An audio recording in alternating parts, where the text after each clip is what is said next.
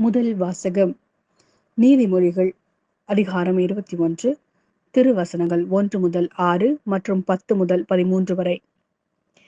மன்னவன் மனம் ஆண்டவரின் கையுக்குள் அடங்கியிருக்கிறது.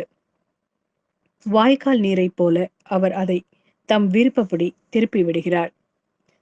மனிதருடைய நடத்தையெல்லாம் அவர் பார்வையில் குற்றமற்றதாய் தோன்றலாம். ஆனால் ஆண்டவர் அவர் உள்ளெண்ணத்தை சீர்தூக்கி பார்க்கிறார். பழி செலுத்துவதை விட நேர்மையாகவும் நியாயமாகவும் நடப்பதே ஆண்டவருக்கு உவப்பளிக்கும்.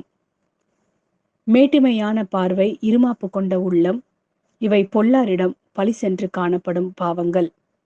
திட்டமிட்டு ஊக்கத்துடன் உழைப்பவரிடம் செல்வம் சேரும் என்பது திண்ணம். பதற்றத்துடன் வேலை செய்பவர் பற்றாக்குறையில் இருப்பார். ஒருவர் பொய் பேசி சேர்க்கும் பொருள் காற்றாய் பறந்துவிடும். அவரது உயிரையும் அது வாங்கிவிடும். பொல்லார் மனம் தீமை செய்வதில் நாட்டம் கொள்ளும். தமக்கு அடுத்திருப்பாரை அவர்கள் கனிவுடன் பார்ப்பதில்லை. ஏளனம் செய்வோரை அடிக்கும்போது அதை காணும் பேதையராவது படிப்பினை பெறுவர்.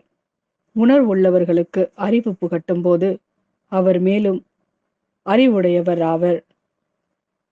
நீதிமிகு இறைவன் பொல்லாருடைய வீட்டை கவனித்துக் கொண்டிருக்கிறார். அவர்களை தீச்செயல் காரணமாக தூக்கி எறிந்து அழித்து விடுவார். ஏழை கூக்குரலிடும் போது எவன் காதை பொத்திக் கொள்கிறானோ அவன்தானே உதவிக்காக மன்றாடும் போது எவரும் அவனுக்கு செவி கொடுக்க மாட்டார். இது ஆண்டவரின் அருள்வாக்கு. இறைவா, உமக்கு நன்றி. லூக்கா எழுதிய நற்செய்தி அதிகாரம் 8, திருவசனங்கள் 19 முதல் 21 வரை. இயேசுவின் தாயும் சகோதரர்களும் அவரிடம் வந்தார்கள். ஆனால் மக்கள் திரளாக இருந்த காரணத்தால் அவரை அணுக முடியவில்லை.